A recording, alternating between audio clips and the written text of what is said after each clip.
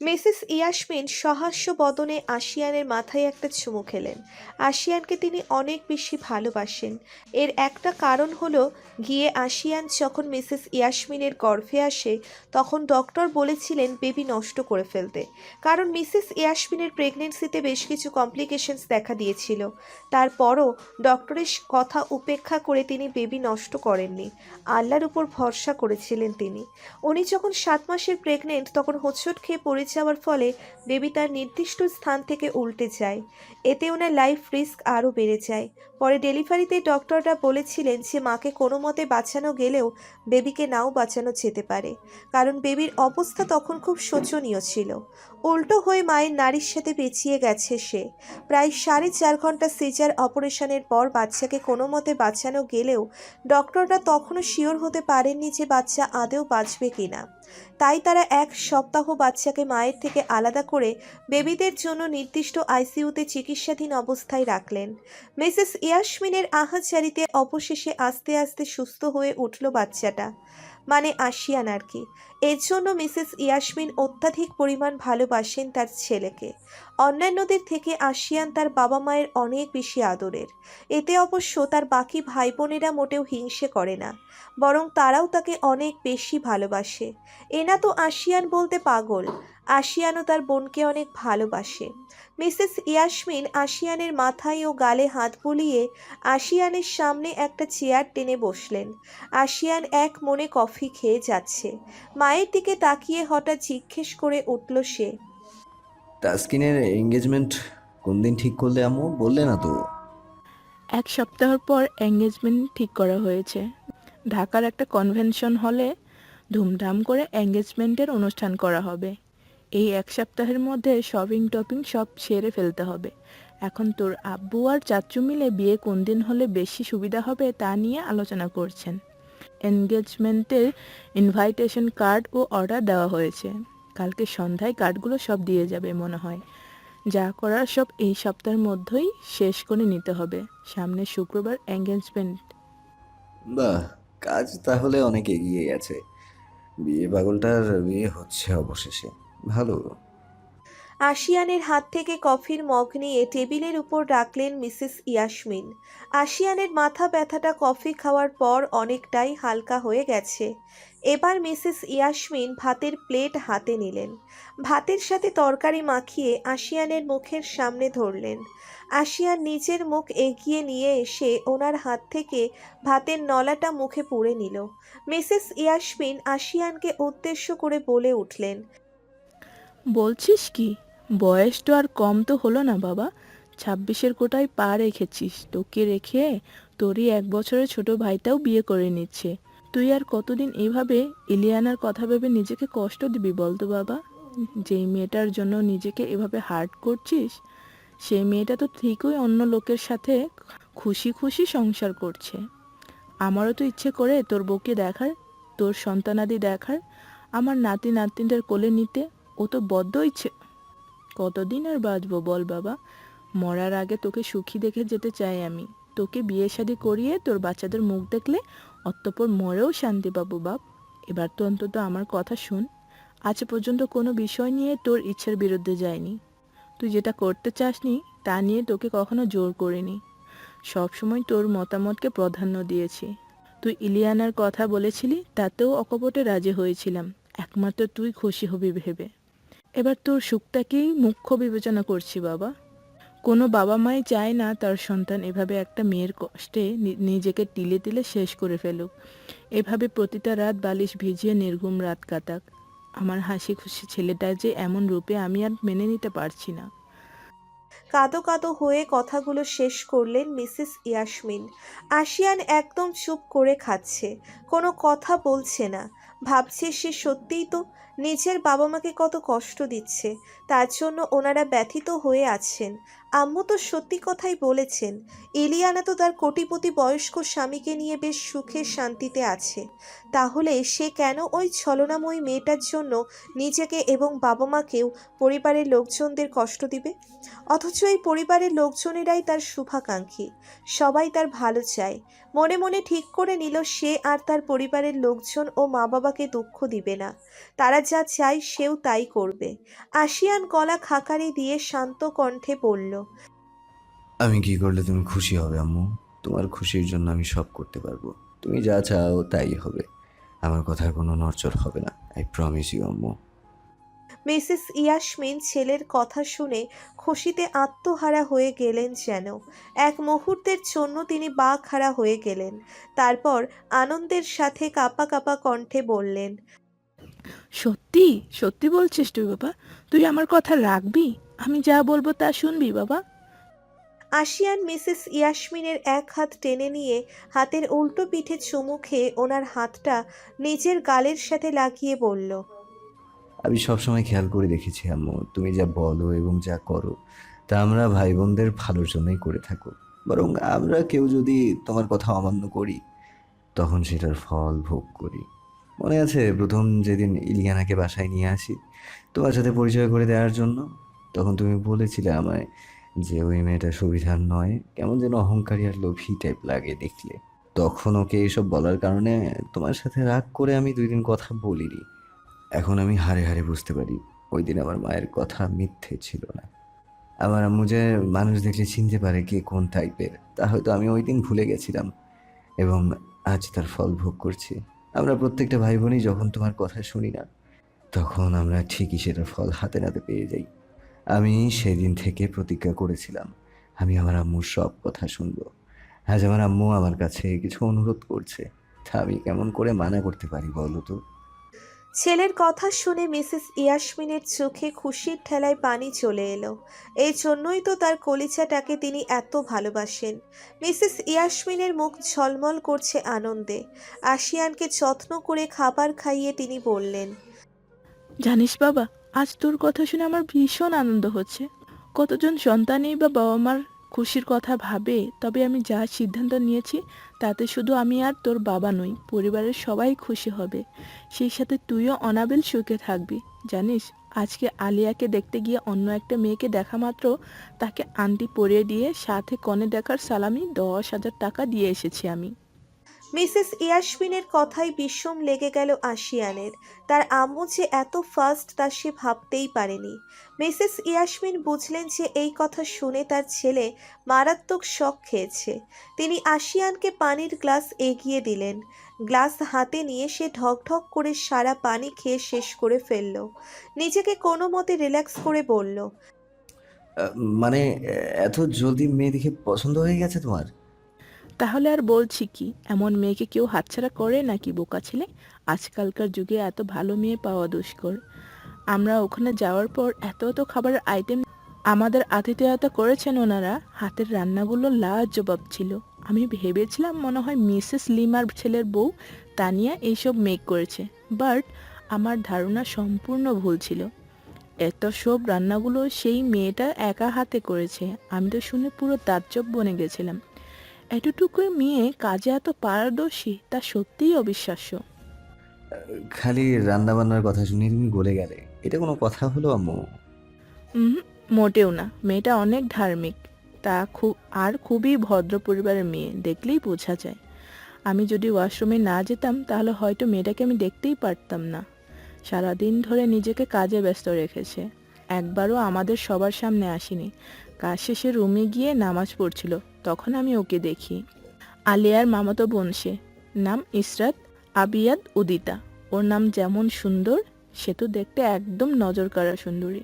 সত্যি বলতে এত সুন্দর মেয়ে আমি খুব কমই দেখেছি। ওকে আমার ভীষণ ভালো লেগেছে রে। তোর সাথে মেয়েটাকে ভীষণ মানাবে। তোর কাছে আমার একটাই আবদার, আর তা হলো আমি উদিতাকে তোর বউ করে এ বাড়িতে নিয়ে আসতে চাই। মানা করিস না বাবা, প্লিজ। আশিয়ান কয়েক মুহূর্ত চুপ করে থাকলো। সে বুঝতে পারছে মেয়েটাকে তার আম্মুর ভীষণ মনে ধরেছে, না হলে তিনি এত এত রিকোয়েস্ট করতেন না আশিয়ানকে। মিসেস ইয়াসমিন এত সহজে কারো প্রশংসা করেন না, তাও জানে সে। মনে মনে মেয়েটার কথা চিন্তা করছে আশিয়ান। উদিতা নামটা জীবনের প্রথম শুনেছে সে, একদম আনকমন নাম। মায়ের কথা মতো মেয়েটাও তার নামের মতো আনকমন হবে তো, নাকি ইলিয়ানার মতো সেও ছদ্মবেশী ছলনাময়ী? ইলিয়ানার মুখেও তো কত মায়া বিরাজ করে, এই মায়ার মাঝে নিজেকে বিলীন করে দিয়েছিল সে। উজাড় করে ভালোবেসেছিল তাকে, কিন্তু বিনিময়ে পেল এক বুক কষ্ট আর জীবনের ওপর হতাশা। বেঁচে থেকেও যেন মরে গেছে সে। এই একটা মেয়ে তার জীবনটাকে একদম ছারখার করে দিল। এখন তার নিত্যদিনের সঙ্গী সিগারেট এবং মদ, বিয়ার, হুইস্কি। সারা রাত ছটফট করে কাটে তার, ঠিকমতো ঘুমাতে পারে না, যার কারণে চোখের নিচে ডার্ক সার্কেল তৈরি হয়েছে। সিগারেট খেতে খেতে টকটকে লাল ঠোঁট এখন লালচে লাল রঙের হয়ে গেছে। ভালোবাসা নামক শব্দটার উপর থেকে বিশ্বাস উঠে গেছে ওর। এখন আর কোনো মেয়েকে দেখলে সেই অনুভূতিটা আসে না, আসে শুধু এক বুক ঘৃণা। সে জানে মেয়ে মানেই ছলনাময়ী, ধোঁকাবাজ, তারা ছেলেদের মন নিয়ে খেলতে জানে। মিসেস ইয়াসমিন তো বিয়ের কথা বলছেন ঠিকই, কিন্তু আদেও কি আশিয়ান তাকে মেনে নেবে? সেটা তো মিসেস ইয়াসমিনের অজানা। একজন মন ভাঙা মানুষের কষ্ট সে ছাড়া আর কেউ কখনো বুঝবে না। এ ধরনের ছেলেরা একটা মেয়েকেই মন প্রাণ উজাড় করে দিয়ে ভালোবাসে, তাই ভালোবাসার মানুষের থেকে প্রাপ্ত ধোঁকা ওরা এত সহজে মেনে নিতে পারে না। এই কষ্ট ভুলতে সারা দিন তারা নিজেদেরকে কর্মব্যস্ত মানুষ হিসেবে দেখালেও দিন শেষে তারা প্রচণ্ড রকমের একাকিত্বে ভোগে। রাতের অন্ধকারে ঝোড়ো হাওয়ার সাথে মিশে যায় তাদের হাজারো কষ্টে ভরা আর্তনাদ। কে বুঝবে তাদের দুঃখ? বোঝার মতো কি কেউ আছে? হয়তো আছে, হয়তো বা নেই। আশিয়ান একটা দীর্ঘশ্বাস ফেলে মিসেস ইয়াসমিনের দিকে তাকিয়ে শান্ত কণ্ঠে বলল, তোমার পছন্দই আমার পছন্দ আম্মু। তোমার যখন মেয়েটাকে এত ভালো লেগেছে তাহলে ঠিক আছে, আমি ওকেই বিয়ে করব। তুমি যা ভালো বুঝো তাই করো, তবে প্লিজ আই রিকোয়েস্ট ইউ, সব কিছু যেন একদম সিম্পলভাবে সম্পূর্ণ হয়। আমি এত বার্গেনিং সহ্য করতে পারবো না। তুমি জানো ঝামেলা আমার একদমই পছন্দ নয়। আমার বিয়ে নিয়ে এত মাতামাতি করার কোনো প্রয়োজন নেই। আশা করি আমার কথা বুঝতে পেরেছো। আর হ্যাঁ, এখন আমি একটু একা থাকতে চাই। ততক্ষণে আশিয়ানের খাওয়া কমপ্লিট। মিসেস ইয়াসমিন এটো থালা বাটি সব ট্রেতে নিয়ে উঠে দাঁড়িয়ে বললেন, তুই একটু চিন্তা করিস না বাবা, তুই যেমন যেমন বলবি ঠিক ঠিক তেমন তেমনই অ্যারেঞ্জ করব সব। কোনো ঝাইঝামেলা হবে না, তুই নিশ্চিত থাকতে পারিস। এখন আমি আসি, লাইট অফ করে ঘুমিয়ে পড়, বেশি রাত জেগে থাকিস না। ওকে। মিসেস ইয়াসমিন ট্রে হাতে নিয়ে রুম থেকে বেরিয়ে চলে গেলেন। আশিয়ান তার যাওয়ার পানে এক দৃষ্টিতে তাকিয়ে আছে। মনে পড়ে গেল তার 6 বছর আগের কিছু কথা। আশিয়ান ও ইলিয়ানা একই ভার্সিটিতে পড়তো, তবে ইলিয়ানা আশিয়ানের 1 বছর জুনিয়র ছিল। ইলিয়ানাকে নবীনবরণ উৎসবে হলুদ ও লালের সংমিশ্রণের শাড়ি পরিহিতা অবস্থায় প্রথম দেখেছিল আশিয়ান। দেখা মাত্রই তার চোখজোড়া সেখানে আটকে গিয়েছিল। কি সুন্দর তার হাসি, মনটা যেন জুড়িয়ে গিয়েছিল তার। সেই থেকে ইলিয়ানার সাথে আশিয়ানার পরিচয়, এবং কথায় কথায় আশিয়ানা তাকে প্রপোজ করে ফেলে। ইলিয়ানাও প্রায় সাথে সাথে প্রপোজালটা অ্যাকসেপ্ট করে ফেলল, যেন এ অপেক্ষাতেই ছিল সে। তারপর তাদের রিলেশনের শুরু। আশিয়ান সব সময় ইলিয়ানাকে সময় দিত। সব কাজের উপর ইলিয়ানার ইম্পর্টেন্স ছিল তার কাছে অনেক বেশি। ইলিয়ানাও তাকে ভালোবাসতো। আশিয়ান তাকে নিয়ে ভার্সিটি শেষে প্রায় লং ড্রাইভ ও রেস্টুরেন্টে নিয়ে যেত। খাওয়া দাওয়া, আনন্দ ফুর্তি ও বেড়াতে যাওয়াই যেন মূল লক্ষ্য ছিল তাদের। খুব ভালোই চলছিল তাদের রিলেশনটা। দুজন দুজনার খুব কেয়ার নিত। ইলিয়ানার বাবাও আশিয়ানার বাবার মতো নামি দামি একজন বিজনেসম্যান ছিলেন। তারও ইচ্ছে ছিল আশিয়ানের সাথে মেয়ের বিয়ে দেবেন।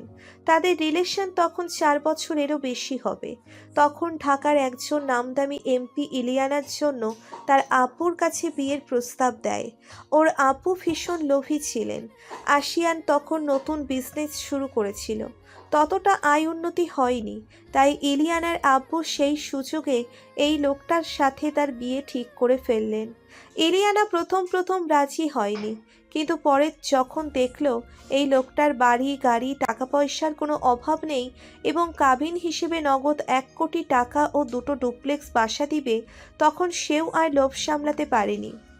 মূলত আশিয়ান বড়লোক দেখে শো অফের জন্য তার সাথে রিলেশনে গিয়েছিল সে, কিন্তু বর্তমানে ওই লোকটা আশিয়ানের থেকেও অনেক বেশি প্রভাবশালী, তাই সে অকপটে বিয়েতে রাজি হয়ে যায় এবং আশিয়ানের সাথে সম্পর্কের ইতি ঘটায়। আশিয়ান সেদিন অনেক কান্না করেছিল, কিন্তু তাও মন গলেনি ইলিয়ানার। সে তার বয়সের দ্বিগুণ লোকটিকেই বিয়ে করে নিল। সেই ক্রোধে আশিয়ান নিজের কাছে নিজেকে প্রতিজ্ঞা করেছিল যে ওই এমপির থেকে 5 গুণ বড়লোক ও ফেমাস হয়ে দেখিয়ে দেবে সে।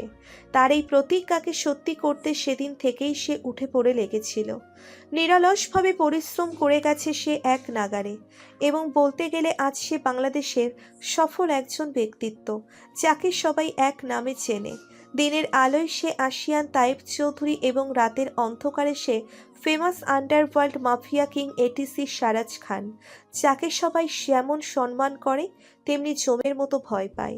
আজ তার সব আছে, নেই শুধু ভালোবাসার মানুষটি, যাকে সে নিজের সর্বস্ব দিয়ে ভালোবেসেছিল। ব্রেকআপের 2 বছর পার হয়ে গেছে, তাও ইলিয়ানাকে মন থেকে মুছতে পারেনি সে। মনের সবটা জুড়ে তার বসবাস, ভুলতে চেয়েও ভুলতে পারে না।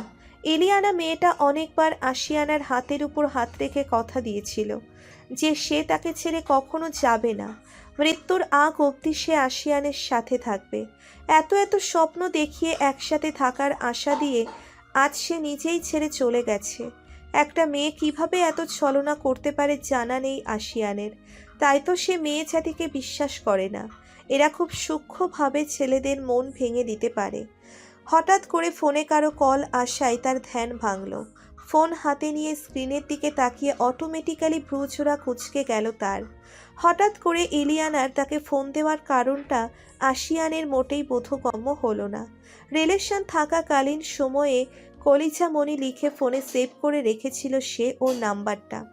ব্লক করা হয়ে ওঠেনি অজানা কোনো কারণে। মনে মনে খুশি হবে নাকি ব্যথিত হবে তা বুঝতে পারল না সে। ভাবনা চিন্তা বাদ দিয়ে কোনো মতে ফোনটা রিসিভ করলো সে। ফোন কানে ঠেকিয়ে রুমের দরজা লক করে বিশাল বড় থাই গ্লাস ঠেলে তার নিজের প্রশস্ত বারান্দার দিকে চলে গেল আশিয়ান। বারান্দার রেলিংয়ের উপর এক হাতের ভর রেখে চুপ করে দাঁড়িয়ে আছে আশিয়ান। ওপাশ থেকে মেয়েলি কণ্ঠে ভেসে এলো, কেমন আছো আশিয়ান? আশিয়ান তাচ্ছিল্যের হাসি দিয়ে বলল, লাইক সিরিয়াসলি, আমি কেমন আছি সেটা জানতে তুমি আমায় 2 বছর পর ফোন দিয়েছো। ভালো, খুব ভালো। তাহলে শোনো, অনেক বেশি ভালো আছি আমি। ও, জিজ্ঞেস করবে না আমি কেমন আছি? তোমার ওই আঙ্কেল মার্কের স্বামী তো তোমাকে বেশ ভালোই রেখেছে, সেটা আবার জিজ্ঞেস করতে হয় নাকি? আর আমার এত টাইম নেই এসব আজাইরা কথা জিজ্ঞেস করার। ইলিয়ানা মুখ বুজে অপমানটা সহ্য করে নিল। শান্ত কণ্ঠে আবারও বলল, তুমি আগের থেকে অনেক পাল্টে গেছো আশিয়ান। আগে তুমি আমার একটা ফোন কলের জন্য ঘন্টার পর ঘন্টা অপেক্ষা করতে, আর এখন তুমি আমার কথাই সহ্য করতে পারছো না। ও হ্যালো, আগের দিন বাগে খাইছে। আগের দিন আর এখনের আগের মধ্যে রাত 3 তফাৎ। আর এখন তুমি বিবাহিত, আমার এত ঠেকা পড়েনি যে একজন বিবাহিত মেয়ের ফোন আলাপের জন্য ঘন্টার পর ঘন্টা অপেক্ষা করব। যেখানে এই আশিয়ান বলতে হাজার হাজার মেয়ে পাগল, সেখানে আমি একজন আন্টির ফোন কলের অপেক্ষা করব? কোন দুঃখে শুনি। What nonsense are you saying? আমি তোমার আন্টি হলাম কিভাবে? তুমি যাকে বিয়ে করেছো সে ঘুরিয়ে ফিরিয়ে আমার দূর সম্পর্কের এক আঙ্কেল হয়, বুঝলে? সেই হিসেবে তুমি আমার আন্টি। তুমি কেমন লোভী মেয়ে, হ্যাঁ? তা আমার আঙ্কেল যে বিবাহিত তা কি তুমি জানতে না? নির্লজ্জের মতো একটা মেয়ের সংসার ভেঙে নিজের বাপের বয়সী একটা লোকের সাথে সংসার করতে তোমার একটুকু বিবেকে বাঁধেনি? এতই টাকার লোভী তুমি, ছি! আমার তো ভাবতেও ঘৃণা হচ্ছে। আশিয়ানের কথা সহ্য করতে না পেরে এবার ইলিয়ানা কান্না করে দিল। অন্য সময় হলে আশিয়ান উতলা হয়ে উঠত ইলিয়ানার কান্নার সাউন্ড শুনে, বাট এখন একটুও কষ্ট হচ্ছে না তার, বরং ভালো লাগছে এত অপমান করে। মনটাই এক পৈশাচিক আনন্দ অনুভূত হচ্ছে তার। ইলিয়ানা কেঁদে কেঁদে বলল, আমি আমার ভুল বুঝতে পেরেছি আশিয়ান। তুমি যেমন আমার কেয়ার করতে, আর কেউই তেমনভাবে আমার কেয়ার করে না। আমি বেঁচে থাকলে কি, আর মরে গেলেই বা কি, কারো কিচ্ছু এসে যায় না। আমি জানতাম না যে আসাদ বিবাহিত। সে এখনও তার আগের বউকে ভালোবাসে। আমার জন্য তার মনে কোনো জায়গা নেই। সে শুধু আমাকে ইউজ করার জন্য বিয়ে করেছে আশিয়ান। টাকা পয়সা থাকলেই যে সুখী হওয়া যায় না, তা এখন হারে হারে টের পাচ্ছি আমি। আমার আশেপাশে টাকা পয়সার ছড়াছড়ি, কিন্তু মনে কোনো সুখ নেই, আনন্দ নেই। এক প্রকার রোবটের মতো বেঁচে আছি। কোনো অনুভূতি কাজ করে না আশিয়ান। আমি ভালো থাকার অভিনয় করতে করতে হাঁপিয়ে উঠেছি, আর পারছি না। কিছুটা খারাপ লাগা অনুভব করছে আশিয়ানের, কিন্তু এতে তার তো কিছু করার নেই। নিজের দোষেই এমন পরিস্থিতিতে পড়েছে সে। অতি লোভে তাঁতি নষ্ট বলে একটা প্রবাদ আছে না, সেটা তোমার ক্ষেত্রে ঘটেছে। বেশি লোভ করেছিলে তুমি এবং তোমার বাবা, তার ফল একাই ভোগ করছো তুমি এখন। এখানে কারো কিছু করার নেই, কারো মন নিয়ে ছিনিমিনি খেলার শাস্তি তুমি পাচ্ছ। আমি জানি তুমি এখনও আমাকে ভালোবাসো, যার কারণে তোমার মনে তুমি আজ পর্যন্ত কাউকে জায়গা দিতে পারোনি। আমি তোমার লাইফে আবারও ব্যাক করতে চাই আশিয়ান। প্রমিস করছি, আগের থেকেও 3 গুণ বেশি ভালোবাসবো তোমায়। কখনো ছেড়ে যাব না। আশিয়ান ইলিয়ানার এই কথাটা শুনে হো হো করে হেসে উঠল। ইলিয়ানার ফোন দেওয়ার কারণটা এবার তার কাছে পানির মতো পরিষ্কার হলো। হাসতে হাসতেই জবাব দিল। ও হো, এখন তোমার ফোন দেওয়ার কারণটা আমার কাছে স্পষ্ট হলো। আমার এত কিসের দরকার লাগছে যে তোমার মতো একটা ইউজলেস মেয়েকে আমি আমার লাইফে আবার ফিরিয়ে নেব? আমি কি বোকা মনে হয় তোমার? মানছি একটা সময় আমি তোমায় খুব ভালোবাসতাম, বাট এখন তোমার প্রতি এসব সো কল্ড ভালোবাসার ছিটে ফোটাটাও আমার মাঝে নেই। তোমার জন্য না এই শাস্তিটা অনেক সামান্য দিয়েছেন আল্লাহ। ওনার উচিত ছিল তোমাকে আরো বড় কোনো শাস্তি দেওয়ার। বাই দ্য ওয়ে, আমার বিয়ে ঠিক হয়ে গেছে। 1 সপ্তাহ পর এঙ্গেজমেন্ট। তোমার দাওয়াত রইল। আমার বিয়েতে তোমার স্বামীকে নিয়ে এসো, কেমন? কি? তুমি বিয়ে করেছো? কাকে? কে সেই মেয়ে? অফকোর্স আমি বিয়ে করছি। ভেবো না এতদিন তোমার দুঃখে সিঙ্গেল ছিলাম। আসলে নিজের ক্যারিয়ার নিয়ে খুব সিরিয়াস ছিলাম তো, তাই এতদিন বিয়ে করা হয়ে ওঠেনি। আজ গিয়ে আমার আব্বু চাচ্চু মিলে আমার এবং আমার কাজিন তাসকিনের এঙ্গেজমেন্ট ঠিক করে এসেছেন। সামনের শুক্রবার এঙ্গেজমেন্ট। আর জানো, মেয়েটা অনেক ভালো। অ্যাটলিস্ট তোমার মতো ছলনাময়ী নয়, আর হুড়পড়ির মতো সুন্দর। তুমি তো তার নখের যোগ্যও না। এভাবে বলো না প্লিজ আশিয়ান। আর যাই হোক, আমি তোমাকে এখনো ভালোবাসি। ভালোবাসা মাই ফুট। তোমার এসব সোকল্ড ভালোবাসার গোষ্ঠী কিলাই। ফোন রাখো, আর কখনো আমাকে ফোন দিবে না। আমি এক্ষুনি তোমার নাম্বার ব্লক লিস্টে ফেলছি। আমাকে ডিস্টার্ব না করে তোমার ওই আঙ্কেল মার্কা হাজব্যান্ডকে নিয়ে সুখে সংসার করো। Goodbye forever. ইলিয়ানার আর কোনো কথা না শুনে ফোন কেটে দিল আশিয়ান। সাথে সাথে নাম্বারটা ব্লক লিস্টে ফেলে নাম্বার ফোন থেকে ডিলিট করে দিয়ে একটা বড় নিঃশ্বাস ফেলল সে। মন থেকে মুছে ফেলতে চায় সে এসব বিষাক্ত কালো অতীত। বর্তমানকে নিয়ে বেঁচে থাকাই বুদ্ধিমানের কাজ। আর যাই হোক, আল্লাহ যা করেন সবসময় ভালোর জন্যই করেন। এবারও নিশ্চয়ই তার জন্য ভালো কিছুই অপেক্ষা করছে। নিজের মনকে সান্ত্বনা দিয়ে রুমে ফিরে চলল আশিয়ান। বারান্দার ডোর লক করে পর্দা মেলে দিয়ে রুমের লাইট নিভিয়ে বিছানায় গিয়ে শুয়ে পড়ল সে। অতঃপর নানান চিন্তা ভাবনা করতে করতে ঘুমের দেশে পাড়ি জমালো। পরদিন সকালে উদিতা ঘুম থেকে অনেক সকাল সকাল উঠে যায়। এটা তার অভ্যেস। সে একা নয়, তার পরিবারের প্রত্যেকটা মানুষেরই একই অভ্যেস। ঘুম থেকে উঠে ফজরের নামাজ পড়ে তাদের সবার দিন শুরু হয়। এটা ভীষণ ভালো একটা অভ্যেস, যা শরীর ও মনের জন্য খুব উপকারী। ফুপির বাড়িতে এসেও অভ্যেসটা একটুর জন্যেও হেরফের হয়নি উদিতার। সকালে উঠে নামাজ পড়ে নিজে নিজে ড্রয়িং রুমে, ডাইনিং রুম, কিচেন, সে যে রুমে ছিল সেই রুম, উঠান, ছাদ সব পরিষ্কার করলো সে। এটো থালা বাসন যা ছিল সব ধুয়ে মুছে পরিষ্কার করে যথাস্থানে রাখলো। ছাদের উপর তার ফুপির শখের ফুল গাছ ও কয়েকটা সবজি গাছ আছে, সেগুলোতে পানি দিল। তারপর আবার কিচেনে এসে সবার জন্য নাস্তা বানাতে লাগলো। কাজ ছাড়া 1 মিনিটও বসে থাকতে পারে না উদিতা। নিজের বাসায় তো টই টই করে সারাদিন নিজেকে কাজে ব্যস্ত রাখত সে। এখানে আসার পর ফুপ্পি তাকে কিছুই করতে দেননি, একমাত্র কালকে ছাড়া। তাই তো সকালে উঠেই সবার জন্য নাস্তা বানায় সে। ফুপ্পি তাকে বকেন এসব কাজ করার জন্য, আবার মনে মনে খুশিও হন। তানিয়া উদিতাকে ভীষণ ভালোবাসে। তার কারণ হলো উদিতা এখানে এলে তানিয়াকে সব কাজে হেল্প করে। অথচ আলেয়া আপন ননদ হয়েও তাকে কোনো ধরনের কাজে সাহায্য তো করেই না, উল্টে আরও ফরমাইশ দেয়। তাকে প্রত্যেক দিন সকালে ও বিকালে কফি বানিয়ে দিতে হয়, তার জন্য পছন্দের খাবার রান্না করতে হয়, তার রুম গুছিয়ে দিতে হয়। তানিয়া একটু নরম প্রকৃতির বলে সব মানিয়ে নিচ্ছে, অন্য কেউ হলে কপালে ঝাঁটার বাড়ি মারত। মিসেস লিমা ও তানিয়া প্রায় সকাল 9টার দিকে ঘুম থেকে উঠলেন। কতদিন পর আজ শান্তিতে দেরি করে ঘুম থেকে উঠল তানিয়া। উদিতা না থাকলে সে সেই সকাল 5টায় ঘুম থেকে উঠে বাসার সমস্ত কামকাজ করে। উদিতা ততক্ষণে সব নাস্তা বানিয়ে ডাইনিং টেবিলের ওপর সাজিয়ে রেখে গোসল করে আবারও ডাইনিং রুমে চলে এসেছে। মিসেস লিমা এত সুন্দর নাস্তার বহর দেখে খুব খুশি হলেন।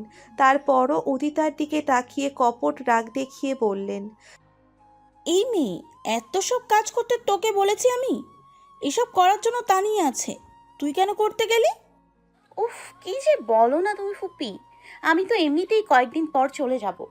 তাহলে যতদিন আছি ততদিন না হয় তোমাদেরকে একটু রান্না বান্না করে খাওয়াই। ভাবি তো এতগুলো বছর ধরেই এসব কাজ করেই আসছে। এখন না হয় উনি কয়েকটা দিন অবসর সময় কাটাক, আমি ননদ হয়ে পায়ের ওপর পা তুলে বসে বসে খাবো, আর ভাবি সারাদিন ধরে গাধার মতো খাটবে। আমি তা সহ্য করতে পারবো না ফুপি, তা তুমি ভালো করেই জানো। মিসেস লিমা এবার আমতা আমতা করে বললেন। তারপরেও উদিতা তাকে আর কিছু বলতে দিল না, জোর করে তাকে চেয়ার টেনে বসিয়ে দিয়ে বলল, আর কোনো কথা নয়, পারলে তোমার মেয়েকেও বলে দিও ভাবিকে একটু রেসপেক্ট করতে। ভাবিও কিন্তু একটা মেয়ে, হাজার হোক তারও কিন্তু শখ আহ্লাদ ও প্রাইভেসি বলতে কিছু আছে।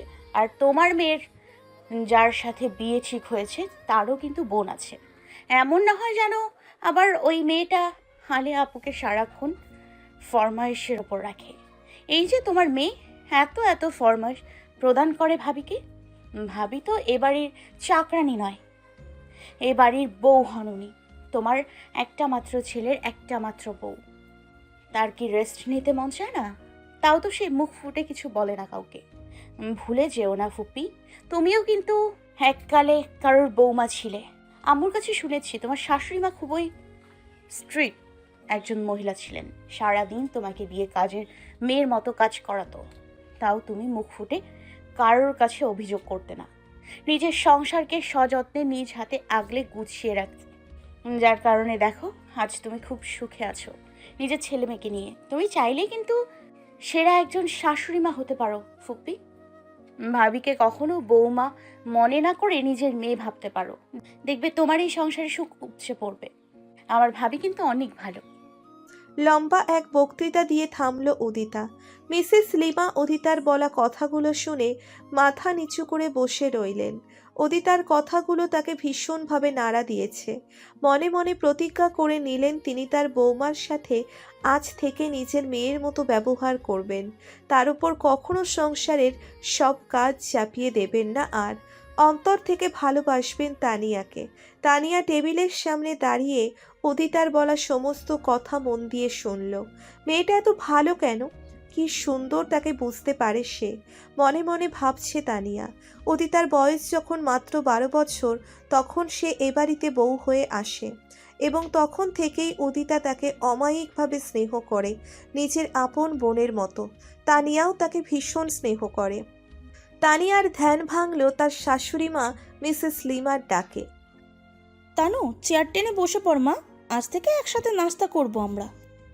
মিসেস লিমা এতগুলো বছর পর এই প্রথম তানিয়াকে নিজের মেয়ের মতো তুই করে ডাকলেন। সেই ডাক ভীষণ আন্তরিক ও স্নেহ চড়ানো ছিল। তানিয়ার চোখ জলে টলমল করে উঠল, মুখে এক চিলতে হাসি ফুটে উঠেছে তার। খুশি হয়ে একবার উদিতার দিকে তাকালো সে। সেই দৃষ্টিতে ছিল স্পষ্ট একরাশ কৃতজ্ঞতা। উদিতা তানিয়ার দিকে তাকিয়ে মুচকি হেসে ইশারা দিয়ে বসতে বলল তাকে। তানিয়া হাসি মুখে জবাব দিল। জি মা, বসছি। উদিতা, তুমিও বসে যাও আমাদের সাথে। এই তো নাস্তা বেড়ে দিয়েই বসছি। উদিতা তিনজনের প্লেটে নাস্তা বেড়ে দিয়ে নিজেও বসে পড়ল চেয়ার টেনে। অতঃপর বিভিন্ন ধরনের গল্প গুজব করে নাস্তা করতে লাগলো ওরা। মিসেস লিমা ওদের দুজনের সাথেই আলিয়ার এঙ্গেজমেন্টের ব্যাপার নিয়ে আলোচনা করতে লাগলেন খুশি মনে। তানিয়া তার শাশুড়ির সাথে বেশ অনেকটা ক্লোজ হয়ে গেছে এত সময়ে। মিসেস লিমাও তানিয়ার সাথে এঙ্গেজমেন্টের ব্যাপারে বেশ কিছু বিষয় নিয়ে ডিসকাস করলেন। উদিতা তাদের শাশুড়ি বৌমার বন্ডিং দেখে মনে মনে ভীষণ খুশি। সে তো এটাই চায় যে ওরা সব সময় মিলেমিশে থাকুক, শাশুড়ি বৌমার মধ্যে কোনো প্রকার ভেদাভেদ না থাকুক। আলেয়া নবাবের মতো বেলা 12টায় ঘুম থেকে উঠল। উঠেই মিসেস লিমার কাছে এক কথা বকা খেল সে। কথায় কথায় তার সাথে উদিতার তুলনা করলেন তিনি। উদিতার ব্যাপারে এত এত প্রশংসা শুনে কফির মগ আর বিস্কুটের প্লেট হাতে নিয়ে রাগে ফুঁসতে ফুঁসতে আবারও নিজের রুমে চলে গেল আলেয়া। উদিতার প্রশংসা মোটেও সহ্য করতে পারে না সে। তার নানার বাড়ির বংশের মাঝে উদিতার সব থেকে বেশি আদরের এবং সে অনেক বেশি প্রশংসনীয়, প্লাস রূপে গুণে অনন্য। এজন্য তাকে আরও সহ্য করতে পারে না আলেয়া। মনে মনে উদিতাকে ভীষণ হিংসা করে সে। নাস্তা শেষে উদিতার রুমে গিয়ে বাবা মায়ের সাথে ফোনে কথা বলল বেশ কিছুক্ষণ। তারপর সময় কাটাতে সোফার রুমে বসে টিভি অন করে টম অ্যান্ড জেরি দেখতে লাগলো। আলেয়া রুমে বসে তার ফ্রেন্ড সার্কেলের সাথে ফোনে চ্যাট করতে ব্যস্ত। মিসেস লিমা ওনার আত্মীয় স্বজন ভাসুর দেবর ও যাদেরকে ফোনের মাধ্যমে এঙ্গেজমেন্টের দাওয়াত দিচ্ছেন। রান্নাঘরে তানিয়া তার ছেলে মেয়ের জন্য আলাদা করে ঝাল ছাড়া খাবার রান্না করছে। আর উদিতার ফুপা গেছেন ওনার চালের আড়তেও ভাই মুরাদ, সে তার অফিসে চলে গিয়েছে। ছেলে মানুষ বাসায় কেউ নেই, বাকি সবাই যে যার কাজে ব্যস্ত। আশিয়ান সকাল 7টায় ঘুম থেকে উঠে ফ্রেশ হয়ে এক মগ স্ট্রং ব্ল্যাক কফি খেয়ে ছাদে চলে গেল। ছাদের একপাশে ওর পার্সোনাল একটা রুম আছে, সেখানে ওর সমস্ত জিম করার যন্ত্রপাতি রাখা। দৈর্ঘ্য প্রস্থে অনেক বড় ও প্রশস্ত রুম সেটি। সেখানে গিয়ে প্রায় 1 ঘন্টার মতো জিম করলো সে। তারপর রুমে এসে শাওয়ার নিয়ে ডাইনিং রুমে গেল নাস্তা করতে। ডাইনিং রুমে এসে দেখলো ওর আপু মিস্টার মোর্শেদ ও চাচু মিস্টার এনামুল, তার আপন বড় ভাই তাহমিদ, ছোট ভাই তাসজিদ, ছোট বোন এনা, কাজিন বড় ভাই তামজিদ, তাসকিন ও ছোট ভাই তাজিন, ওরা সবাই নাস্তা করছে। সেও গিয়ে এনার পাশের চেয়ার টেনে বসে পড়ল। আজ প্রায় 1 সপ্তাহ পর সবার সাথে নাস্তা করতে বসেছে সে।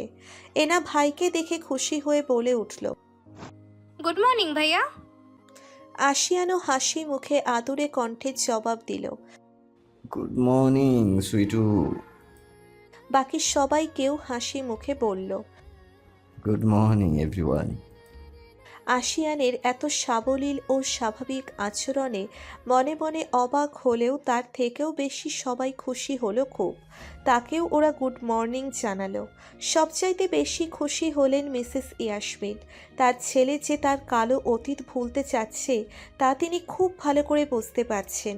রান্নাঘরে কেয়া, তারিন, মিসেস তারানা কাজ করছেন। আশিয়ান মিসেস ইয়াসমিনকে উদ্দেশ্য করে বলে উঠল, আম্মু, আমাকে 1 কাপ মালাই চা দাও তো, অনেকদিন হলো খাই না। মিসেস ইয়াসমিন ব্যতিব্যস্ত হয়ে বললেন, এক্ষুনি দিচ্ছি বাবা। আশিয়ানের জন্য বরাদ্দ করে রাখা আলাদা কাপে কেটলি থেকে চা ঢেলে আশিয়ানের সামনে এনে রাখলেন তিনি। আশিয়ান মুচকি হেসে প্লেট থেকে একটা স্যান্ডউইচ হাতে নিয়ে কামড় বসালো তাতে। মিস্টার মোর্শেদ গলা খাকারি দিয়ে আশিয়ানকে উদ্দেশ্য করে বললেন, তা তোমার বিজনেস কেমন চলছে আশিয়ান? আশিয়ান চায়ের কাপে চুমুক দিতে দিতে বলল, আলহামদুলিল্লাহ বাবা, ভালোই যাচ্ছে। গতকাল কানাডার একটা কোম্পানিতে 500 কোটি টাকা ডিল কনফার্ম হয়েছে। আরও 2টো ডিল আপাতত পেন্ডিংয়ে আছে। মিটিংয়ে প্রেজেন্টেশন করার পর ভালো লাগলে তবে কনফার্ম করব। মিস্টার এনামুল ভাতিজার কাজের এমন অগ্রগতি দেখে খুশি হয়ে বললেন, আর বাহ, ভালো তো। আমাদের আসিয়ান যে আমাদের থেকেও টপ বিজনেসম্যান হয়ে গেল দেখছি। দোয়া করি তোর কোম্পানি আরও উন্নতি হোক। আমিন। আমার ছেলের এত কষ্ট, এত পরিশ্রম অবশ্যই সফল হবে। হ্যাঁ রে, তোর অফিসের জন্য যে বলেছিলি এমপ্লয়ি লাগবে, বেশ কয়েকটা পোস্ট খালি হয়েছে শুনলাম। তো এমপ্লয়ি কি পেয়ে গেছিস নাকি? আজকে ইন্টারভিউ নেওয়া হবে। যোগ্যতা ও কতটুকু পরিশ্রম করতে পারবে সেটার উপর নির্ভর করে বাছাই করা হবে। জানোই তো, কাজে আলসেমি আমি মোটেই পছন্দ করি না। কাজের প্রতি সেন্সিয়ার টাইপ লোক লাগবে আমার। ও, আমার পরিচিত দুজনও আজ তোর অফিসে ইন্টারভিউ দিতে যাচ্ছে। তোর যা চাহিদা, দেখা যাক টেকে কিনা। টিকলে ভালো, না টিকলে করার কিছু নেই। কাজের মধ্যে আমি পরিচিত আত্মীয় এসব দেখে রাখি না। যোগ্যতা ও পরিশ্রম অনুযায়ী কাজ পায় লোক, হোক সে পরিচিত অথবা অপরিচিত। ভাইয়া, আমি আজ তোমার অফিসে যাব কিন্তু দেখতে। তো জানা, কে মানা করেছে তোকে? আর হ্যাঁ শোন, আমার সাথে লাঞ্চ করবি আজ। দু ভাই একসাথে চম্পে 7টা দেবো না। লাঞ্চ শেষে বাসায় চলে আসবি। তাজিম খুশি হয়ে বলল, ঠিক আছে ভাইয়া। এমা, তাহলে আমি কি দোষ করলাম? এই আমাকে সাথে নিয়ে যাবি নাজিম? কত সুন্দর মুহূর্তকে আমি মিস করতে চাই না। ভাইয়ের সাথে আড্ডা দেওয়া আর অমাবস্যার চাঁদ হাতে পাওয়া সমান কথা। কাব্যিক কথাবার্তা বাদ দে। তো না হসপিটালে প্র্যাকটিক্যাল ক্লাস আছে শুনলাম। ও, তো রাত 12টায় শেষ হয়ে যাবে, তারপর আমি ফ্রি। তোমার অফিসে যেতে যেতে সমস্যা নেই তো? আমি 2 পায়ে খাড়া। আমিও 12টার পর 3 ঘন্টার জন্য ফ্রি আছি আজ। তোদের সাথে যেতে কোনো প্রবলেম নেই। আমাকে ফেলে ভুলেও খাওয়া দাওয়ার প্ল্যান করিস না তোরা, ভালো হবে না কিন্তু। আর হ্যাঁ, আগেভাগে বলে দিচ্ছি, আমি কিন্তু 1 টাকাও দিতে পারবো না। দিতে হবে না তোর টাকা, কিপটে কোথাকার। যা, আজকে আমি তোদের ট্রিট দেব, যত খেতে পারিস। থ্যাংক ইউ ভাইয়া। এনা মাঝখান থেকে বলে উঠল, আমি মানি না, আমাকে ফেলে তোমরা এভাবে প্ল্যান করতে পারো না। আমি কিন্তু এবার কান্না করে দেব। আশিয়ান হেসে ফেলল বোনের থ্রেড দেওয়া দেখে। মুচকি হেসে ওয়ালেট থেকে একটা ডেবিট কার্ড বের করে দিয়ে বলল, ওদের সাথে গেলে তুই মজা পাবি না এনু। তার থেকে তুই তোর ফ্রেন্ডসদের সাথে শপিংয়ে চলে যা, যা মন চাই কিনে নিস, চিন্তা করিস না। ডেবিট কার্ডে মোট 5 লাখ টাকার মতো আছে। সো নো চিন্তা, ডু ফুর্তি। পারলে ভাইয়ের জন্যও কিছু কাপড় চোপড় কিনে নিয়ে আসিস। তোর চয়েস তো আবার ফার্স্ট ক্লাস। আমি কেনাকাটা করার তেমন সময় পাচ্ছি না কাজের চাপে। এনা খুশি হয়ে বলে উঠল, ইয়ে, আজকে শপিং এ যাব। থ্যাংক ইউ সো মাচ ভাইয়া। ঠিক আছে, চিন্তা করো না, তোমার জন্য শপিং করে নিয়ে আসবো। অ্যানাকোন্ডা সব নিয়ে গেল রে। ভাইয়া, তুমি ওকে গোটা কার্ডটাই দিয়ে দিলে। এই অ্যানাকোন্ডা, আমার জন্য কিনে আনিস কয়েকটা টি-শার্ট। এনা মুখ দিয়ে ভেঙচি কেটে বলে উঠল, আইসে আমার মহারাজা অর্ডার করছে আমারে। আমার ঠেকা পড়ছে তো তোর জন্য শপিং করব। বলদ একটা, জাহান্নামে যা, গো টু হেল ইউ বলদের হাড্ডি। কত বড় সাহস আমাকে অ্যানাকোন্ডা বলে ডাকে। তোর হাড্ডি যদি গুঁড়ো গুঁড়ো না করছি তো আমারে তুই চিনস নাই এখনো।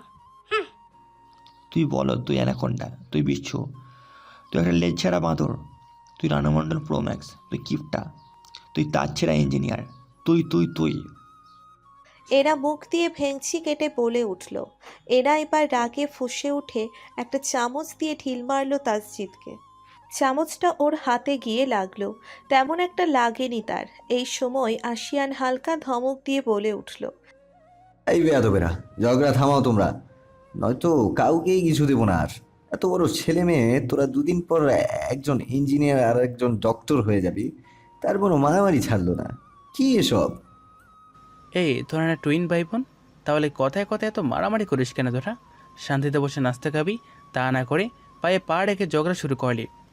Shame on you guys. Ena জ্বলন্ত চোখে তাসজিদের দিকে তাকালো, যেন চোখ দিয়েই তাকে ভস্ম করে ফেলবে। এনাকে রাগাতে ভীষণ ভালো লাগে তাসজিদের। এনার রাগ দ্বিগুণ করার জন্য দাঁত কেলিয়ে একটা ক্লোজ আপ মার্কা হাসি দিল সে। বিনিময়ে এনা হাত মুঠো করে খুশি দেখালো।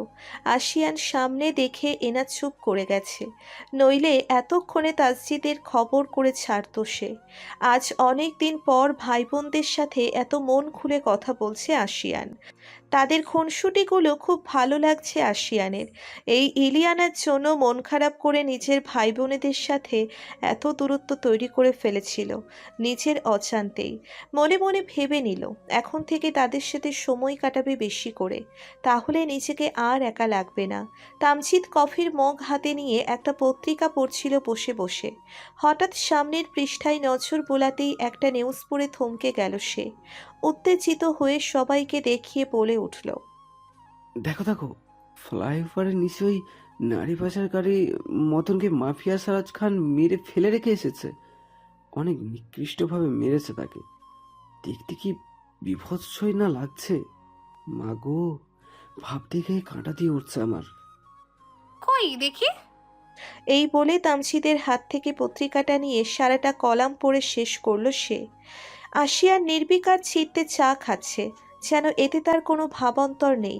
এনা প্রশংসা করে বলে উঠল, কিং সারাজ খান আছে বলেই এখন কেউ অন্যায় করতে হলে 10 বার চিন্তা করে। আজকের এই ঘটনাটা অপরাধীদের মনে মারাত্মক প্রভাব ফেলবে। এরকম সারাজ খান যেন ঘরে ঘরে জন্মায়, তাহলে বাংলাদেশে আর অন্যায় বলে কিচ্ছু থাকবে না এবং মেয়েরা নিরাপদে সম্মানের সঙ্গে চলাফেরা করতে পারবে। বাকিরাও তার কথায় সাই জানালো। এনার হাত থেকে মিস্টার এনামুল এবার পত্রিকাটা নিয়ে পড়তে লাগলেন। এনা মনে মনে তার ভাই আশিয়ানকে সন্দেহ করে এ ব্যাপারে। ওর মাঝে মধ্যে মনে হয় যে এই আশিয়ানই হয়তো মাফিয়া কিং সারাজ খান, কিন্তু প্রমাণের অভাবে তাকে হাতে নাতে ধরতে পারছে না সে। তবে তার ভাই যদি সারাজ খান হয় তাতে তার কোনো আপত্তি নেই, বরং সে আরও খুশি হবে। সে সারাজের বিরাট বড় ফ্যান, তাই তার এসব সন্দেহের কথা সে কাউকেই জানায়নি। কি দরকার এসব বলে মানুষের মনে সন্দেহ জাগিয়ে নিজের ভাইকে বিপদে ফেলার? তার ভাই হয়ে থাকলেও তো সব সিক্রেট ফাঁস হয়ে যাবে, যেখানে আজ পর্যন্ত সারাজ খানের চেহারাও কেউ কখনো দেখেনি, না তার পরিচয় সম্পর্কে কেউ জ্ঞাত। কিং সারাজের গ্রুপ ভীষণ কেয়ারফুল এসব বিষয়ে। আজ পর্যন্ত তার গ্যাংয়ের কাউকেই সাধারণ মানুষেরা কখনো দেখেনি। যার পরকালে টিকিট কাটা হয়ে গেছে একমাত্র সেই সারাজকে দেখতে পেয়েছে, নয়তো কেউ না। এনা এসব কিছু জানে, তাই তো এই অমূলক সন্দেহের কথা পরিবারের কাউকেই বলেনি। এতে অনেক অসুবিধে দেখা দেবে, তাই চুপ করে থাকাটাই শ্রেয়। আশিয়ান নাস্তা শেষ করে নিজের রুমে চলে এলো। রুমে এসে অফিস যাওয়ার জন্য রেডি হতে লাগলো সে। কালো রঙের শার্ট ইন করে পরে তার উপর পরলো কালো রঙের ব্লেজার, সাথে কালো প্যান্ট, কালো শুজ, কালো ব্র্যান্ডেড ওয়াচ, কালো সানগ্লাস, এমনকি ফোনের কভারও কালো। ফুল ব্ল্যাক ফর্মাল গেটআপে তাকে ভীষণ মানিয়েছে। আশিয়ানের কালো রঙটা সব সময়েরই খুব পছন্দের, তাই তো বেশিরভাগ সময়েই তাকে কালো গেটআপে দেখা যায়। চুলগুলো জেল দিয়ে একপাশে সেট করে আছড়ে নিল হেয়ার ব্রাশ দ্বারা। আয়নায় নিজেকে এক পলক দেখে নিয়ে ফোন ও গাড়ির চাবি হাতে রুম থেকে বেরিয়ে এলো। আজ অনেক দিন পর নিচে এসে মিসেস ইয়াসমিনকে জোরে ডেকে পড়ল, আম্মু, আমি অফিসে যাচ্ছি, ফিরতে লেট হবে। মিসেস ইয়াসমিন এগিয়ে এসে বললেন, সাবধানে দেখে শুনে যাস বাবা। ওকে আম্মু, ডোন্ট ওয়ারি। এই বলে বাসা থেকে বেরিয়ে গেল আশিয়ান। বিশাল বড় গ্যারেজ থেকে নিজের ব্ল্যাক ফেরারি গাড়ি বের করে নিয়ে অফিসের উদ্দেশ্যে রওনা দিল সে। মিসেস ইয়াসমিন আশিয়ান ও উদিতার ব্যাপারে মিস্টার মোরশেদকে জানালেন সব। ছেলে বিয়ে করতে রাজি হয়েছে শুনে খুব খুশি হলেন তিনি। এই নিয়ে তো তার জন্য কম মেয়েকে দেখা হয়নি, প্রত্যেকটা বিয়ের প্রস্তাবই রিজেক্ট করেছে সে। কোনো মেয়ের ছবি দেখেও তার ভালো লাগেনি, হাজারটা খুঁত খুঁজে বের করত। বিয়ে না করার ধান্দা সবটা ওনার ভালোই বুঝতে পেরেছিলেন, কিন্তু এবার সে নিজে থেকেই বিয়েতে রাজি হয়েছে, তাও কোণে না দেখেই। এটা খুবই অবাক করা বিষয় মিস্টার মোরশেদের কাছে। তাও তিনি খুশি হয়েছেন, অ্যাটলিস্ট রাজি তো হয়েছে বিয়ের জন্য, এটাই যথেষ্ট। মিস্টার মোরশেদ মিসেস ইয়াসমিনকে আদেশ দিলেন যত জলদি সম্ভব উদিতার বাবা মায়ের সাথে কথা বলে ওদের বিয়ের বিষয়টা পুরোপুরি পাকাপোক্ত করে ফেলতে, নইলে আবারও যদি আশিয়ানের মত পাল্টে যায় তাহলে তো সমস্যা। বলা যায় না কিছু, ওকে দিয়ে বিশ্বাস নেই। মিসেস ইয়াসমিনও সাই জানালেন মিস্টার মোরশেদের কথায়। 9:30টার দিকে এনা তার ক্লাসে চলে গেল। তাহমিদ, তামজিদ ও তাসকিন তাদের অফিসের উদ্দেশ্যে চলে গেল। তাসজিদ গেল হসপিটালে এবং তাজিম গেল তার ভার্সিটিতে। পিচ্ছি দুইটা এরাত এবং পুতুল ওরা সেই সকালে স্কুলে চলে গিয়েছে। মিস্টার মোর্শেদ এবং মিস্টার এনামুলও দেরি না করে ওনাদের অফিসে চলে গেলেন। মহিলারাও সার্ভেন্টরা ছাড়া বাসায় আর কেউ নেই। মিসেস ইয়াসমিন বেলা প্রায় 2:30টার পর রান্না বান্না ও অন্যান্য কাজকর্ম সেরে একদম ফ্রি হয়ে মিসেস লিমাকে ফোন দিয়ে ওনার সাথে দীর্ঘক্ষণ কথা বললেন। মিসেস লিমাও বেশ আন্তরিকতার সাথে মিসেস ইয়াসমিনের সাথে কথা বলছেন। মিসেস ইয়াসমিন একটুও সংকোচ না করে ডিরেক্টলি উদিতাকে আশিয়ানের জন্য বিয়ের প্রস্তাব দিলেন। ওনার ছেলে যে উদিতাকে বিয়ে করতে রাজি হয়েছে এ কথাও জানালেন মিসেস লিমাকে। মিসেস লিমা খুব খুশি হলেন মনে মনে। রাজপুত্রের মতো ছেলেটার সাথে উদিতার বিয়ে হবে ভাবতেই ভীষণ উৎফুল্ল হয়ে গেছেন তিনি। মিসেস ইয়াসমিনকে তিনি কথা দিলেন উদিতার আব্বু আম্মুকে কালকেই তিনি তার বাসায় ডেকে আনবেন এবং সর্বোচ্চ চেষ্টা করবেন ওদেরকে রাজি করানোর। ওনার ছোট ভাই ওনার কথা ফেলবে না বলে প্রচুর আত্মবিশ্বাস রয়েছে মিসেস লিমার মনে। মিসেস ইয়াসমিনকে তিনি নিশ্চিন্তে থাকতে বললেন এবং মিস্টার মোর্শেদ ও মিসেস ইয়াসমিনকে আবারও দাওয়াত জানালেন আগামীকাল ওনাদের বাসায় যাওয়ার জন্য। মিসেস ইয়াসমিনও হাসি মুখে দাওয়াতটা গ্রহণ করলেন। তাদের ওখানে যাওয়াটা যে ভীষণ জরুরি। মিসেস ইয়াসমিন দুপুরের খাওয়া সেরে রেডি হয়ে কেয়াকে সাথে নিয়ে ঢাকার বসুন্ধরা সিটিতে চলে গেলেন। উদ্দেশ্য উদিতার জন্য কিছু কেনাকাটা করবেন। যেতে যেতে কেয়াকে সব কিছু খুলে বললেন তিনি। কেয়া যেমন অবাক হলো তেমনই খুশিও হলো। যাক, তার দেবর তো বিয়ে করতে রাজি হয়েছে, এটাই অনেক বেশি। যে ছেলে বিয়ের কথা বললেই ক্ষেপে যেত, রাগ দেখাতো, সে যে এত সহজে বিয়ে করার জন্য রাজি হয়ে যাবে তা বিশ্বাস করতেও কষ্ট হচ্ছে কেয়ার। ড্রাইভার পার্কিং লটে গাড়ি পার্কিং করার পর দুজন কথা বলতে বলতে শপিং মলের ভেতরে প্রবেশ করলো। কেনাকাটা করতে করতে এনা ও তার বান্ধবী তিশার সাথে ওনাদের দেখা হয়ে গেল। ওরাও ক্লাস শেষ করে সোজা শপিং মলে চলে এসেছে। তারপর ওরা সবাই একসাথে মিলে প্রচুর শপিং করলো। আশিয়ানের গাড়ি দেখা মাত্রই সিকিউরিটি গার্ড তাড়াতাড়ি করে গেট খুলে দিল। গেট খোলার সাথে সাথে আশিয়ান গাড়ি নিয়ে অফিসের পার্কিং এরিয়ায় সাঁ করে ঢুকে পড়ল। গাড়ি পার্ক করার সঙ্গে সঙ্গে একজন গার্ড এসে গাড়ির দরজা খুলে মেলে ধরল। গার্ডের হাতে গাড়ির চাবি দিয়ে ফোন হাতে ব্যস্ত ভঙ্গিতে গাড়ি থেকে বেরিয়ে সোজা অফিসের মেইন ডোর দিয়ে ঢুকে পড়ল আশিয়ান। প্রথম তলায় যত কর্মচারীরা ছিল সবাই দাঁড়িয়ে গেল আশিয়ান প্রবেশ করায়। অফিসের ম্যানেজার এসে তাকে সালাম দিয়ে জানালেন যে ইন্টারভিউয়ের জন্য প্রায় 250 জনের মতো মানুষ এসেছে। আশিয়ান তাদেরকে বিষয়টা হ্যান্ডেল করতে বলে লিফটে উঠে গেল। আশিয়ানের কেবিন 5 তলায়। মিনিট 2 পর লিফট গিয়ে 5 তলায় পৌঁছে গেল। লিফট থেকে বেরিয়ে ব্লেজার টেনে ফিট করে নিচের কেবিনের দিকে যেতে লাগলো সে। এখানেও যত কর্মচারীরা ছিল তারা সবাই আশিয়ানের সম্মানার্থে বসা থেকে কাজ রেখে দাঁড়িয়ে গেল। আশিয়ান তাদেরকে হাত দিয়ে বসতে ইশারা করে কেবিনের ভেতরে চলে গেল। আশিয়ানের এত অ্যাটিটিউডের কারণে অফিসের প্রত্যেকটা মেয়ে তার জন্য পাগল, কিন্তু ভয়ে কেউ জীবনেও সেসব প্রকাশ করে না। শুধুমাত্র এসব কারণে আশিয়ান প্রায় 100 খানেক মেয়ের চাকরি খেয়েছে। তাই আশিয়ানকে কারো ভালো লাগলেও তা নিজের মনের মধ্যে চেপে রাখে। কারোর সাথে শেয়ার করারও উপায় নেই। এতটাই কঠোর পদ্ধতি ও নিয়ম এই অফিসের।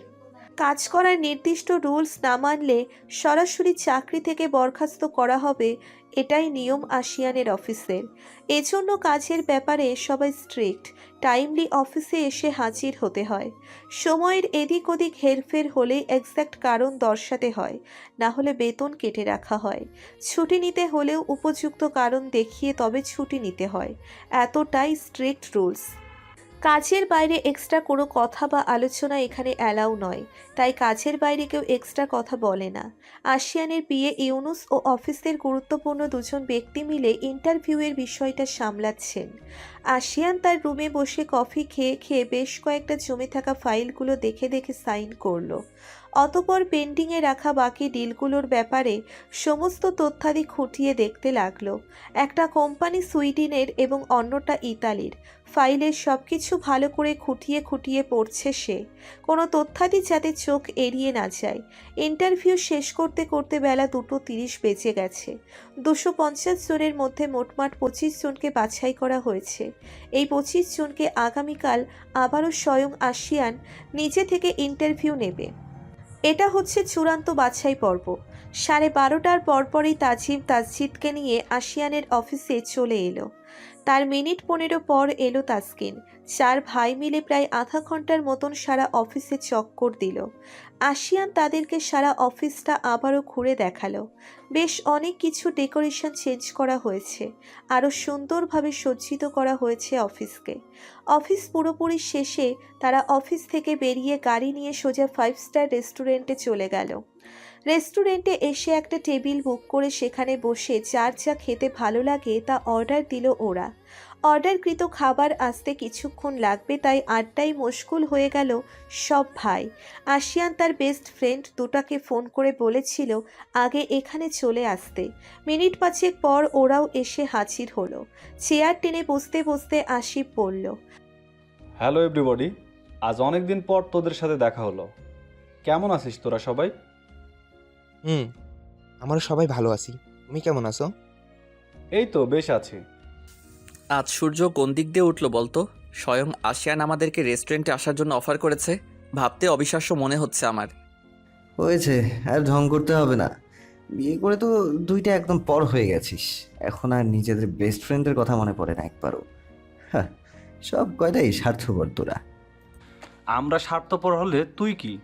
প্রেমে ব্যর্থ হয়ে ছ্যাঁকা খাওয়ার পর থেকে দেবদাস হয়ে তুই একদম নিজেকে আমাদের থেকে গুটিয়ে ফেলেছিস। আমাদের কথা তো ভুলেই গিয়েছিলি তুই। আমরা তো ঠিকই তোর সাথে যোগাযোগ করি সব সময়। আমরা বলে এখনও আছি, অন্য কেউ হলে ঝাড়ু দিয়ে পিটাইতো। হয়েছে ভাইয়ারা, এই তো খাবার এসে গেছে, এখন আর নো কথা কাটাকাটি, খাওয়া শুরু করো সবাই।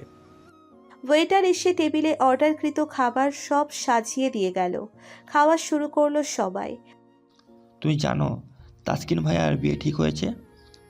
আরে বাহ, এ তো দারুণ সংবাদ। কনগ্রাচুলেশন তাসকিন। অনেক দিন হলো কারো বিয়ে খাচ্ছি না, এবার তাসকিনের বিয়ে খাবো ভাবতে আনন্দ লাগছে। Anyway Taskin, congratulation. থ্যাঙ্কস। কিরে আশিয়ান, তোর ছোট ভাইয়ের বিয়ে হয়ে যাচ্ছে, তুই কি এভাবেই চিরকুমার থাকবি সারা জীবন? একবার অন্তত বিয়েটা করে নে। তৌহিদ আর আমাকে দেখ, বিয়ে শাদি করে বাচ্চার বাপ হয়ে গেছি। আর কতদিন এভাবে একা থাকবি বলতো? আশিয়ান নিরাপত্তা ভেঙে বলে উঠল, কে বলেছে আমি চিরকুমার থাকবো? একই দিনে আমারও এঙ্গেজমেন্ট। তোরা তোদের বউ বাচ্চাদের নিয়ে এর কয়েকদিন আগেই চলে আসিস। সবাই সন্দিহান দৃষ্টিতে আশিয়ানের দিকে তাকিয়ে আছে। ফান করছো তুমি, তাই না ভাইয়া? এত সিরিয়াস মোমেন্টে তুমি এখনো ফান করো না? শালা, আমরা সিরিয়াসলি বলছি, আর তুই মজা করছিস আমাদের সাথে। আজও তো মজা করবো কেন? আম্মু কাল রাতে বললো আমাকে স্কিনের জন্য মেয়ে দেখতে গিয়ে ওর হবু বউয়ের মামাতো বোনকে আমার ভীষণ ভালো লেগে গেছে। এরপর আম্মু কাউকে না জানিয়ে ওই মেয়েকে আংটি পরিয়ে 10,000 টাকা সালামি দিয়ে চলে এসেছে। কাল পরশু মেবি ওর আব্বু আম্মুর সাথে বিয়ের কথাবার্তা বলে সবকিছু পুরোপুরি পাকাপোক্ত করা হবে। আশিয়ানের কথা শুনে সবাই খাওয়া রেখে হাঁ করে তাকিয়ে আছে তার দিকে, যেন ওর কথা কারো বোধগম্য হচ্ছে না। অবাক হয়ে তাসকিন বলে উঠল, ভাই তুই সত্যি বলছিস? মানে তুই ইলিয়ানাকে ভুলে আবার নতুন করে লাইফে মুভ অন করবি? সে যদি আমার খাঁটি ভালোবাসাকে ফেলে টাকার লোভে ওই বয়স্ক এমবিকে বিয়ে করতে পারে, তাহলে আমি কেন অন্য কারোর সাথে সংসার করতে পারবো না? ওর জন্য আমি কেন দেবদাস হয়ে থাকবো? মানছি আমি 2 বছর নিজেকে গুটিয়ে রেখেছিলাম সব কিছু থেকে। এটা নয় যে শুধু ওর কষ্টে, নিজের ক্যারিয়ারের জন্য এরকম কিছু থেকে নিজেকে দূরে সরিয়ে রেখেছি। ওর জন্য কষ্ট লাগেনি তাও নয়, ওর কারণে অনেক কষ্ট পেয়েছি আমি প্রতিনিয়ত। তাই বলে নিজের জীবনকে কি সুযোগ দেব না? ভুল মানুষকে ভালোবেসেছিলাম বলে কষ্ট পেয়েছি, কিন্তু দ্বিতীয়বার তো আর জীবনে ভুল মানুষের আগমন নাও ঘটতে পারে। আসিফ আর তৌহিদ আশিয়ানের পিঠ চাপড়ে দিয়ে বাহবা দিল। তাসকিন, তাজিম ও তাসজিদ খুশি হলো তাদের ভাইয়ের কথা শুনে। এই না হলি আমার বন্ধু, সাবাস বেটা, তোর তারিফ করতে হয়। সত্যি বলেছিস, বারবার তোর জীবনে ছলনাময়ী কারো আগমন ঘটে না। কারো আগমনে জীবন নরকপ্রায় হয়ে যায়, আবার কারো আগমনী বার্তায় জীবন হয়ে ওঠে স্বর্গীয় সুখের আভাস। তোর জন্য এর থেকেও ভালো কেউ অপেক্ষা করছে, দেখিস। আন্টির চয়েস বলে কথা, তোর জন্য খাঁটি কাউকে বেছে নিয়ে আসবেন তিনি, আমার বিশ্বাস। এবার সত্যি বিয়েটা করে নে, আমরা সবাই তোর সাথে আছি। হ্যাঁ রে, দেখিস তুই অনেক সুখী হবি। তখন তুই নিজেই বলবি আল্লাহ সেরা কাউকে তোর জীবনসঙ্গী হিসেবে বাছাই করে দিয়েছেন, যাকে পেয়ে তোর জীবনটা সুন্দর সাজানো বাগানের মতো হয়ে যাবে। মিলিয়ে নিস আমার কথা। একসময় ইলিয়ানা অনেক আফসোস করবে আমার ভাইয়ের এত এত ভালোবাসা ফিরিয়ে দিয়েছে বলে। আক্ষেপের শেষ থাকবে না তার। তবে আমার ভাইটার জন্য বেস্ট কেউ অপেক্ষা করছে। আশিয়ান তাচ্ছিল্যের হাসি দিয়ে বলল, আফসোস এখনই করা শুরু করে দিয়েছে সে। সে আবারও আমার লাইফে ব্যাক করতে চায়, বাট আমি বার্তা দেইনি ওকে। এই আশিয়ান কোনো ফেলনা নয় যে দূরে ঠেলে দিয়ে আবার কাছে আসতে চাইবে আর আমি নাচতে নাচতে রাজি হয়ে যাব। ভালোবাসতাম ঠিকই, কিন্তু এখন আর বাসি না। কোনো ফিলিংস নেই ওর জন্য আর। ফোন থেকে ব্লক মেরে সোজা ডিলিট করে দিয়েছি ওর নাম্বার আমি। আমার আর কোনো পিছুটান থাকুক আমি চাই না। আমি যে আমার আম্মুকে কথা দিয়েছি আমি আবারও লাইফে মুভ অন করব, সবসময় হাসি খুশি থাকবো, কারোর জন্য আর কষ্ট পাবো না।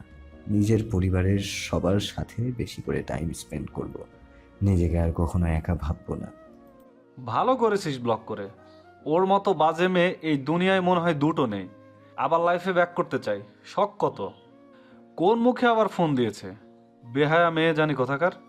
ওসবে তুই মোটেও কান দিবি না। ইমোশনাল ব্ল্যাকমেইল করতে চাইছে তোকেও। বিশ্বাস করো ভাইয়া, তোমার কথাগুলো শুনে ভীষণ খুশি হয়েছি। অবশেষে দুই ভাইয়ার বিয়ে একসাথে হবে, কি আনন্দ। ঠিক তাই। আচ্ছা, আমাদের হবু বাবের নাম কি? আশিয়ান মাথা চুলকে নামটা মনে করার চেষ্টা করলো। এত সবের মধ্যে নামটা ওর মোটেই মনে নেই। কি যেন নাম মেয়েটার, আম্মু বললো ও দিয়ে কি যেন নামটা মনে আসছে না, সরি ভুলে গেছি। এসব একমাত্র তোর দ্বারাই সম্ভব। নিজের হবু বউয়ের নামটা ভুলে বসে আছে বলদ একটা। আমার তো এখন সন্দেহ হচ্ছে তুই এত বড় অফিস কি করে একা হাতে সামলাস, যদি এই সামান্য নামটাই তোর মনে না থাকে। ওদের কথাবার্তা শুনে বাকিরা হাসতে হাসতে শেষ হয়ে যাচ্ছে।